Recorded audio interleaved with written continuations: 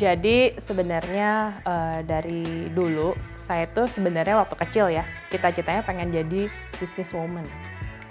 Tapi seiring berjalannya waktu, hal-hal yang saya suka itu banyak gitu, nggak cuma suka satu. Dan kemudian saya juga melihat Tuhan kasih saya lumayan banyak talenta. Walaupun satu talenta mungkin nggak sampai maksimal, tetapi Tuhan tuh kasih saya banyak banget gitu yang bisa. Sampai satu titik saya tuh bingung sendiri, gue nih gede mau jadi apaan ya gitu. Nah, tapi karena saya suka melakukan hal yang bermanfaat gitu ya, dan dari dulu dari SD saya juga emang udah suka bisnis gitu kan, suka nolong orang juga. Kenapa saya suka nolong? Karena saya melihat dari orang tua gitu. Jadi orang tua mencontohkan kita tuh hidup nggak cuman bisnis ya, nggak cuman masalah uang, tapi kita juga harus ingat sama orang lain gitu. Jadi mereka juga bukan cuma dikhotbahin atau diceramain terus, oh kamu harus nyumbang gini-gini. Enggak, mereka tuh melakukan dan saya tuh melihat gitu. Jadi dari situ saya selalu bawaannya adalah, oh kalau bisa nolong orang kenapa enggak gitu. Jadi dari situ saya tetap nih berkarir, terus sekolah seperti biasa, masuk accounting, commerce ya kan. Nah, cuman pada saat saya balik ke Indonesia, saya kan langsung masuk jadi auditor awalnya. Nah, kemudian dari auditor itu saya suka nggak? Ya, walaupun begadang-begadang kerjanya, tapi buat saya seneng karena kan dapat uang sendiri, ya kan dari jerih payah sendiri gitu. Nah, terus saya kemudian sakit. Nah, jadi sebenarnya kalau saya lihat tuh jalan Tuhan membawa saya sampai seperti saya sekarang. Nah, kalau ditanya kenapa jadi socialpreneur, karena setiap hal, bisnis apapun yang saya ambil itu nomor satu, ini barang, misalnya mau pegang barang gitu ya, mau jual barang atau apapun, mau produce barang, ini berguna nggak buat orang lain? Atau cuman buat cuan aja gitu. Nah, sepanjang ini memang untuk menolong orang lain, saya pasti mau kerjain kayak gitu.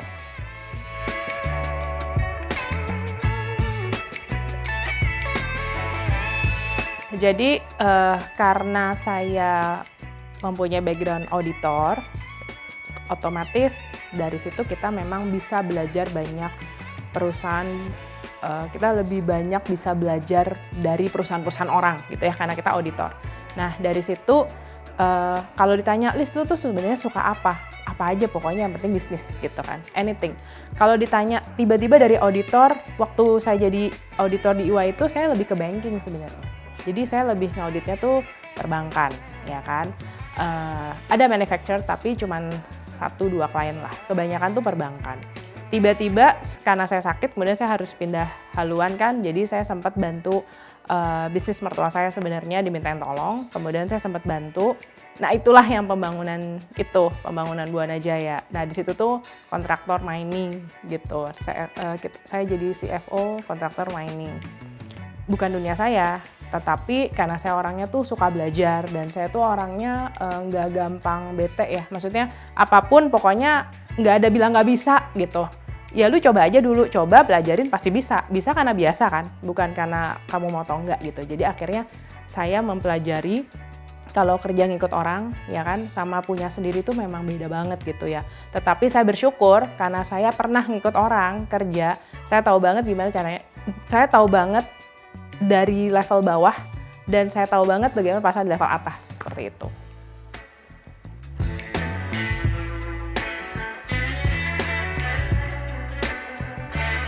Jadi sebenarnya karena saya suka mengeksplor, saya senang banget belajar hal baru dan itu tadi, saya senang menolong orang.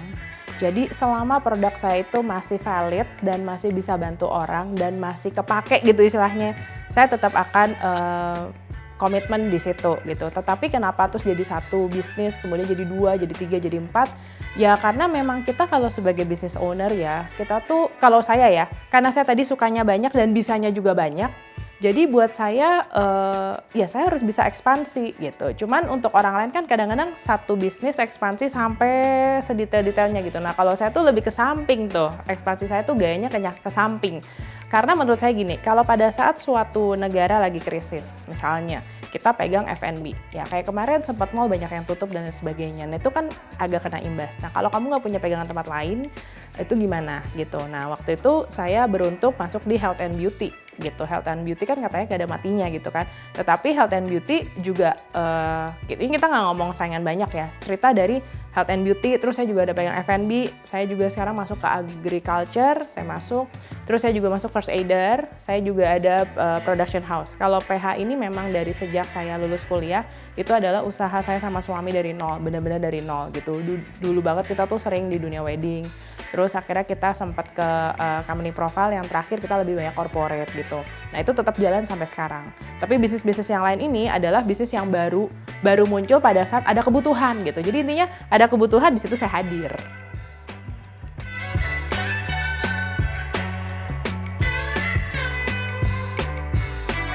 Iya, saya bersyukur saya memang ada insting lah gitu. Saya ada insting dan biasanya tuh saya bisa kayak, ini misalnya contoh ya, ada banyak orang yang lebih dari 10 sih sebenarnya. Banyak partner yang ngajakin saya bareng gitu kan, ngajakin bareng. Nah tapi kalau misalnya saya bareng, saya juga nggak mau iya semuanya gitu. Karena saya melihat, oke, ini ada barang, let's say ini kue gitu ya. Liz, ini enak, menurut lo? Enak, saya bilang.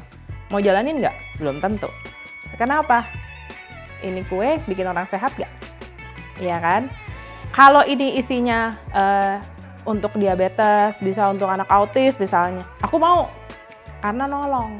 Tapi kalau cuman bikin enak di lidah, terus terakhirnya yang lain-lain gitu ya, ada lemaknya jadi gimana-gimana, belum tentu aku mau gitu loh. Ya, jadi biasanya kalaupun saya jalanin tuh paling cuman kayak iseng-iseng gitu loh, cuman kayak iseng-iseng aja. Tapi apakah itu benar saya sampai segitu jalanin, belum tentu jawabannya. Karena itu tadi, ini kalau jual gini ujungnya kemana? Mending saya disuruh jual buah gitu istilahnya, karena itu lebih benefit. Contohnya kayak gitu. Makanya kenapa jadi banyak.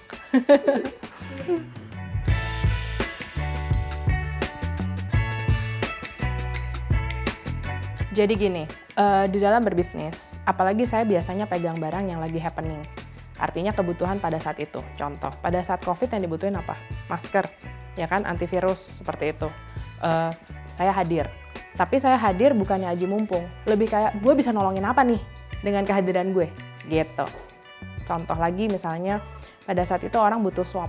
Swab itu udah lumayan langka, walaupun banyak buka cabang di mana-mana, tapi kan langka ya. Maksudnya bisa sampai satu titik tuh orang bisa nggak kebagian swab sampai harus keluar berhari-hari kan. Nah saya cuma mikir nih, kalau pada saat kita butuh nih ya, terus ini semua pada penuh, gue nggak ada akses nih gitu kan. Nah jadi waktu itu saya sempat usaha juga Halo Swab, sempat swab sama teman, jadi kita bikin usaha Halo Swab. Tapi saya udah bilang, ini bisnis buat aku ya, saya nggak akan doain ini panjang umur. Jahat ya. Tapi sebenarnya bukan jahat sih, lebih kayak aku nggak ngedoain ini panjang banget gitu loh. Kayak ya udah, saat itu hadir, kebutuhan gue ada, gue bantu. Tapi after that, kalaupun emang harus tutup, ya udah tutup aja, nggak masalah gitu. Dan terbukti waktu itu kan kita jalan selama setahun ya, sampai bulan Juni tahun ini, Juni kemarin tuh udah melandai sekali kan. Dan kita semua kayaknya udah pikir, oh COVID udah nggak ada, ya udah kita decide tutup. Kita tutup gitu. Jadi tapi saya tidak regret, karena pada saat setahun saya mendirikan perusahaan, saya mendirikan itu, banyak banget yang ketolong, yang udah sampai nangis-nangis karena mereka kalau nggak swab nggak bisa masuk rumah sakit. Nah situ saya bisa nolong mereka kan, walaupun bayar, tapi kan bisa bantuin gitu, daripada kayak cuman ngeliatin terus nggak bisa ngapa-ngapain, nggak bisa do something tuh kayak aduh gimana sih gitu. Sama seperti waktu saya juga bisnis APD. Sebenarnya APD itu awalnya adalah karena kebutuhan ya. Dulu kan ingat banget ya, semua dokter butuh banget baju APD kan. Nah saat itu kan yang jualan mahal banget, 150.000. Nah saya hadir tadinya bukan mau bisnisin itu, tapi saya hadir malah jual dengan harga modal. Nah kalau mau untung kan harusnya jualnya gila-gilaan kan. Tapi saya hadir 55.000 bersama dengan partner saya yang garment itu. Di situ tadinya saya buta garment, tapi karena proses saya menolong orang itu, dan dalam 2 minggu kita bisa nolong dari Sabang sampai Merauke sekitar 20.000 baju gitu. Nah itu tuh buat saya kayak oke, aku bisa bantu gitu, tuh udah seneng banget gitu kan. Bayangin semua yang nelpon order nangis-nangis, udah marah-marah, dalam arti kata stres. Mereka tuh stres karena nggak ada baju kan. Nah di situ saya hadir. Setelah selesai itu, untuk pabrik mungkin bersyukur ya, karena mereka jadi bisa bayar karyawan THR. Tapi buat saya benar-benar sepeser pun saya nggak dapet loh, karena itu benar-benar saya kemanusiaan. Tapi sesudah itu selesai, sekitar 3 bulan saya jalan, saya bantuin, saya bagi-bagi pola. Akhirnya banyak pabrik pada bisa bikin baju APD. Sekarang lihat, kayak hampir semua garment pasti pada bisa bikin kan. Nah sesudah itu saya stop, tapi garment masih lanjut. mereka masih lanjut gitu, mereka masih tetap beroperasi. Nah, saya stop untuk baju APD, artinya saya tidak aktif lagi di sana, tetapi akses tetap ada. Anytime butuh APD, mereka kasih akses ke saya. Tapi akhirnya saya beralih kemana? Ke masker, ke FIR, ke food sterilizer, ya. Jadi APD juga kan alat pelindung diri, tapi yang lebih lebih high gitu loh. Maksudnya yang lebih elektronik, yang lebih gak ada duanya, yang seperti kayak itu. Jadi malah itu akhirnya itu yang saya bisnisin. Tapi yang APD awal tuh benar-benar saya nolong orang aja sih judulnya gitu.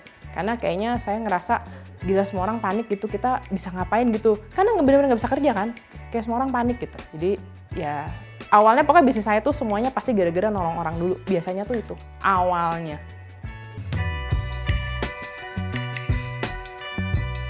Sebenarnya yang koperasi itu tuh dulu pas tahun lalu ya, itu partner saya yang di swap itu tuh mereka ngajakin untuk ke koperasi. Tapi saya bilang Jakarta koperasi kayaknya rada kurang maksimal. Karena kalau koperasi itu biasanya di daerah-daerah kan. Nah, ya itu bener kan. Jadi pas mereka bikin koperasi, saya diikutin lah gitu, diikut sertakan. Cuma saya bilang nih kok nggak maksimal banget. Jadi akhirnya saya ya udah akhirnya kayak di freeze aja gitu, kayak nggak bisa maksimal lah. Saya juga udah bisa jalan apa koperasi gitu kan. Tapi sebenarnya niatnya adalah menolong petani, menolong yang seperti itu sih kayak gitu. Dengan apa ya kita bisa kasih bimbingan. Sebenarnya niatnya tuh waktu itu mau bikin untuk itu bimbingan lah. Terus untuk kayak apa namanya, kan saya juga memang coach kan, ngajar untuk komunikasi dan penampilan gitu. Jadi ya bukan suruh mereka dress up gimana ya, cuman kan mungkin bisa yang bisa saya lakukan lah untuk membantu si petani-petani itu gitu. Cuman belum sampai kesampaian banget sih. Yang trading itu jadi sekarang si Bell Catcher itu yang saya jadiin tradingnya saya, Bell Catcher. Saya larinya di situ gitu, Bell Catcher. Jadi kayak ibarat kalau ada sebuah brand tuh kan pasti ada PT, ada brand kan. Nah saya jadi lebih ngejar ke si Bell Catcher-nya, Bell Catcher, Bell Catcher, Bell Catcher gitu. Di Bell Catcher itu trading, ya masker, ada FIR, food sterilizer, apa aja pokoknya health product gitu. Bisa beras mungkin, beras sehat, let's say. Jadi itu seperti kayak online store, konsepnya online sebenarnya, tapi offline ya kita juga lakukan. Lebih ke B2B, online, lebih yang kayak gitu sih sebenarnya. Instead of buka-buka cabang banyak ya, cabang secara fisik ya, saya lebih ke online store konsep lah. Seperti kayak gitu, B2B. Prinsip bisnis saya adalah keluar duit sedikit mungkin, return setinggi mungkin. Ini tidak sesuai dengan prinsip ekonomi yang seperti saya pelajarin. Biasanya high risk, high return. Tapi saya pengennya low risk, high return. Jadi saya lebih ke B2B, corporate, kayak as a corporate gift gitu kan. Saya lebih ke corporate gift, B2B. Jadi produknya karena memang kebutuhan zaman now gitu. Dan unik. Biasanya saya kalau punya produk gitu, butuh, unik, nggak ada saingan. Nah, kalau Sushimu tuh gini, karena aku itu kan suka banget Japanese food kan. Tapi saya tuh memang nggak kepengen punya restoran yang seperti restoran dengan dekor dan lain sebagainya yang fancy gitu. Saya lebih suka yang, tadi rumusnya pertama, low risk, high return.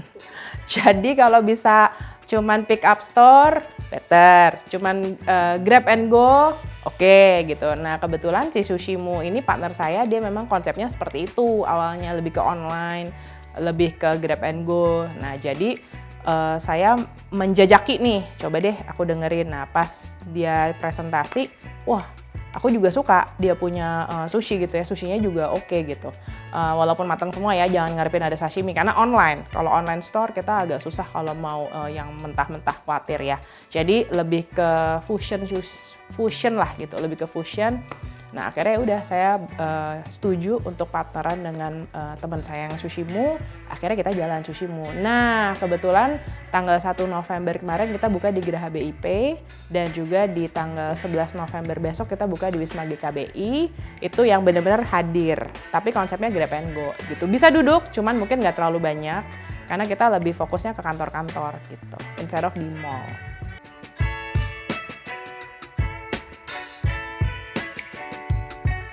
Beauty World itu partner saya yang di Carmex. Ya, jadi Carmex antivirus itu keluaran dari Beauty World. Nah, Beauty World awalnya tuh bisnisnya beauty. Jadi dia importir barang-barang kecantikan gitu. Jadi kayak seperti shampoo nih, perawatan rambut Naturika. Terus juga ada untuk muka kayak misalnya merek Johnson lah, dan dia banyak banget mereknya. Nah, terus terakhir dia keluarin masker. Nah, saya sama dia partneran lebih ke masker. Karena saya orang kan fokus ya. Dari segitu banyak barang, saya nggak mungkin mikirin semuanya gitu. Jadi saya lebih fokus yang paling saya suka yang mana, nah itu yang saya bantu dia. Jadi 90% omset datangnya dari masker yang saya pegang gitu untuk si Beauty World kayak gitu. Tapi kalau misalnya ada customer yang punya salon, mau buka salon, terus mereka butuh alat-alat salon, mereka bisa order juga lewat saya karena kan itu it's a Beauty World anyway gitu. Jadi saya sama dia partner. Jadi saya tuh di mana-mana partner ini, partner itu, partner ini, macem-macem. Mereka ngurusin ke belakang, saya ngurusin ke depan aja pokoknya. Karena kalau bidang saya tuh ya, kalau kita udah network nih, ketemu orang, misalnya saya udah kenal gitu ya, nah itu kan jalannya udah kebuka, tinggal barangnya aja kan saya masukin gitu. Ini ada ini, ada ini, ada ini. Nah karena orang selama ini selalu tahu kalau Liz pegang barang pasti barangnya bener, dan barangnya itu nggak mungkin cuman kayak iklan doang, pasti betul-betul bagus. Jadi mereka juga ada apa lagi Liz gitu. Oh gue ada ini nih, mau cobain nggak? Ya mau beli-beli nggak? Ya udah gitu. It's okay. Tapi jalannya tuh udah kebuka, tinggal masukin barangnya aja kan sebenarnya gitu. Jadi saya aktif lebih ke cari-cari barang yang berguna dan yang saya suka. Nah, jadi di dalam Bell Culture itu ada barangnya Beauty World, ada barangnya FVR, ada barangnya macam-macam. Saya harus punya satu nama yang saya tarik gitu loh. Tapi kalau yang bentuknya barang itu masih bisa saya taruh di Bell Culture. Pernah oksigen konsentrator juga ada. Konsentrator loh ya. Karena dulu pernah langka sekali kan oksigen. Iya, waktu itu saya nggak bisa nolong. Orang pada butuh oksigen, saya nggak bisa kayak, aduh, itu tuh ada perasaan kayak gini, aduh gila gue nggak bisa nolong. Itu ada kayak rasa, aduh harusnya gue punya dulu ya, tapi kan dimana ada yang tahu, nggak ada yang ketebak kan gitu. Terus teman saya bilang, nih Liz ada oksigen konsentrator mesin gitu kan. Terus dia bilang nggak perlu pakai ganti-ganti tabung oksigen kata dia, itu udah pakai air doang. Wah ini nggak ribet nih gitu, ya udah, dan saat urgent pasti tuh dicari kan. Ya udah saya bantu, maksudnya saya bantu distribusi gitu lewat ke Bell Culture juga gitu. Cuman waktu itu datangnya agak rada sedikit telat lah menurut saya karena import kan, jadi butuh waktu ngorder butuh, begitu udah datang udah tinggal sepersekian. Tapi tetap ada ketolongan juga lah buat panti jompo gitu-gitu kan butuh ya, panti jompo yang seperti itu.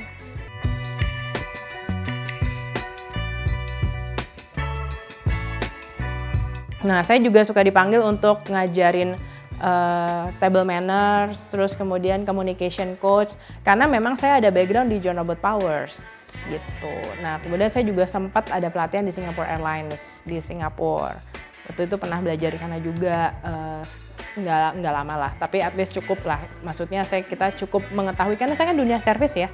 Dunia service itu kan harus tahu bagaimana kamu service orang gitu kan, networking. Jadi itu memang udah dunia saya lah, network, service itu udah dunia saya. Dan waktu saya di JPCC, gereja saya itu saya mengajar komunikasi memang di sana untuk usher-usher yang baru. Jadi usher JPCC waktu itu saya sempat jadi head training. Jadi modulnya, pelatihannya saya memang buat dengan tim gitu, berdasarkan ilmu-ilmu dari yang sebelum-sebelumnya, dari John Robert Power lah, dari SQ lah, seperti itu. Jadi saya bikin modul dan mengajar usher-usher yang baru di JPCC gitu. Cuman karena di gereja kan kalau udah 10 tahun harus gantian, jadi headnya ganti orang lain. Tapi saya tetap aktif di sana, walaupun saya nggak jadi head, tapi saya tetap jadi mentor di sana sebagai trainer tetap. Jadi untuk anak baru yang communication mesti harus biasanya saya ngajar gitu. Dan suka diundang ke gereja-gereja lain juga untuk melakukan pelatihan-pelatihan seperti itu. Kalau gereja kan tadi JPCC, saya lebih banyak bantu komunikasi, penampilan, ngajar, volunteer.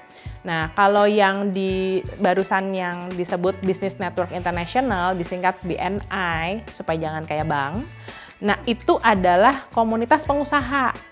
Nah, di dalam situ menariknya adalah dalam satu chapter, cuman boleh satu bisnis dan nggak boleh ada yang sama. Misalnya, saya udah health and beauty, ya produk, nggak boleh lagi ada yang health and beauty. Jadi yang lain mungkin lawyer, mungkin dokter gigi lah, arsitek, kontraktor itu boleh. Tapi nggak boleh ada yang sama dalam satu chapter. Karena konsepnya adalah kita saling berkolaborasi, bukan saling saingan gitu. Jadi di komunitas itu tuh sehat banget sih menurut saya. Saya di sini baru 8 bulan ya, tapi menurut saya environment-nya so positif banget dan saya suka banget. Dan dia itu terhubung ke 76 negara. Dan dia ada 280.000 member kalau saya nggak salah. Dan semua member itu pengusaha. Nah, karena saya punya link di situ, terus saya suka networking, saya suka service, akhirnya kemarin masuklah satu yayasan namanya Yayasan Karsa. Yayasan Karsa ini adalah yayasan yang memang ditunjuk pemerintah. Jadi kalau ada pengusaha, misalnya dia ada profit 100 juta gitu. Biasanya kan langsung bayar pajaknya dari 100 juta kan. Nah, tapi ini dia di-encourage untuk nyumbang ke Yayasan Karsa maksimum 2,5% dari profitnya, misalnya 2,5 juta berarti kan. Itu disumbangin nih ke Yayasan Karsa. Kemudian dari Yayasan Karsa, dia akan kasih form bahwa kamu udah nyumbang ke Yayasan Karsa 2,5 juta. Nah, itu akan mengurangi profit dia kan. Jadi tinggal 97,5 juta. Dari situ baru subjek to pajak. Gitu. Nah, saya bantu di Yayasan Karsa. Kegiatannya mau bikin apa, mau kita bikin pelatihan mungkin untuk UMKM lah atau apapun. Nah, itu saya bantu di sini. Karena menurut saya link saya udah ada. Kalau saya nggak pakai maksimal, sayang gitu. Dan bahkan ada satu yayasan lagi, yayasannya namanya IMB, tapi istilahnya pakai bahasa Sanskerta ya, gitu kan. Waktu itu kita mau bilang Indonesia Bangun Pemimpin nggak bisa dijadiin yayasan, tapi bisa jadiin program. So, saya bantu sini juga gitu. Jadi ini kita semacam kayak bootcamp untuk para politician sebelum mereka berkompetisi di DPR, seperti itulah. Jadi kita membuat sebuah wadah pelatihan untuk para pemimpin lah, namanya Indonesia Bangun Pemimpin gitu ya. Jadi kita bikin kayak semacam pelatihan. Nah, karena buat saya gini loh, linknya udah banyak nih, link udah ada. Terus kalau saya nggak bantu-bantu tuh gimana ya? Nah, jadi sekarang saya melihat diri saya sendiri adalah sebagai connector people, connecting aja dari sini ke sono ke sini, butuh semua kan, connecting the dots gitu. Ya, jadi sekarang saya lebih ke sana. Jadi udah campur aduk antara kerjaan sama hidup menolong itu udah jadi satu. Jadi mau di depan belakang ya sama aja gitu. Nggak bisa kayak, oh ini bisnis ya, ini ngomongin apa. Udah susah deh, kayaknya udah harus nyampur ke semua-muanya gitu.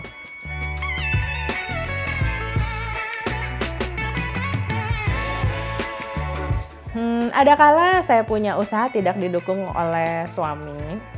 Ada kala didukung suami, tapi buat saya yang penting sepanjang saya memang membantu orang judulnya ya, saya akan perjuangin gitu.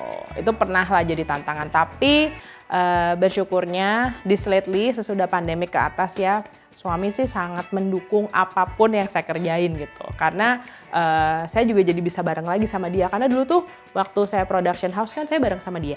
Ya kan, nah kemudian satu waktu karena saya sakit, saya harus move gitu, kayak another bisnis lagi yang lebih fleksibel gitu, yang lebih nggak terlalu makan waktu. Nah kemudian pada saat saya udah move, terus jadinya kayak aku jalan sendiri, dia jalan sendiri gitu. Nah ngedumel deh tuh. Begitu terakhir karena pandemik kita digabungin lagi, jadi sekarang aku bantuin production house dia lagi, bahkan lebih banyak karena bikin channel macem-macem ya gitu. Saya di depan, suami di belakang gitu kan. Di belakang maksudnya bagian production gitu, saya yang bagian ke depan. Nah sekarang kita jadi banyak bisnis yang kita kerjain bareng-bareng. Walaupun fokusnya dia misalnya 3, saya fokusnya mungkin 5 gitu kan. Ya saya tanggung jawab ke saya punya bisnis, dia ke dia, tapi ada kala yang kita bisa bareng-bareng jalanin kayak gitu. Terus paling time management ya, pasti dong segitu banyak bisnis, pelayanan lagi, belum anak lagi ya kan. Belum komunitas lagi. Jadi biasa saya ngatur waktunya kalau pagi ke siang tergantung hari. Kadang-kadang ada hari yang udah dedicated meeting, misalnya Sushimu setiap hari Senin pagi, Siaga First Aider Selasa pagi misalnya. Terus nanti yang gereja hari apa, nanti yang komunitas BNI hari Rabu pagi. Nah itu udah saya plotting tuh. Nah jadi saya mengerjakan waktu yang lain-lainnya itu yang belum terbooking, nah itu saya pakai untuk yang lain-lainnya gitu. Dan buat saya lebih senang kalau udah dipantek, misalnya oke, Liz pokoknya setiap hari Jumat pagi kita ngerjain ini, udah lebih seneng. Jadi kita udah ngeblok waktu.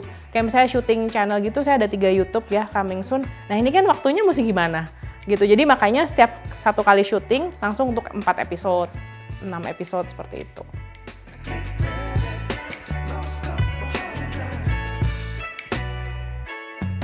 Kalau tanya ke saya, menurut dari hitung-hitungannya saya lebih ke agriculture sih yang akan dibutuhin gitu. Kenapa? Karena kemarin kalau kita lihat ya, COVID itu kan cukup menyita banyak uang para negara-negara ya. Pemerintah punya budget, semua larinya ke COVID kan. Gara-gara virus dan obat-obat yang mahal gitu kan. Terus mereka juga harus subsidi, bener gak? Nah kalau ke depan menurut saya sekaya-kayanya kita, kalau menurut saya ya, sekaya-kayanya kita, sebanyak-banyaknya duit yang ada di bank ataupun dimanapun investasi, ada baiknya megang juga di bidang agriculture. Mungkin nggak harus diuangin, dalam arti kata harus dicuanin gitu ya, tapi at least kamu punya gitu di kebun sendiri, misalnya nanam jagung lah, nanam apalah gitu, syukur-syukur lebih bisa dijual. Tapi kalau buat saya nggak komplit kalau nggak punya ini gitu. Nah, jadi saya sekarang makanya main ke sini, juga ada agriculture.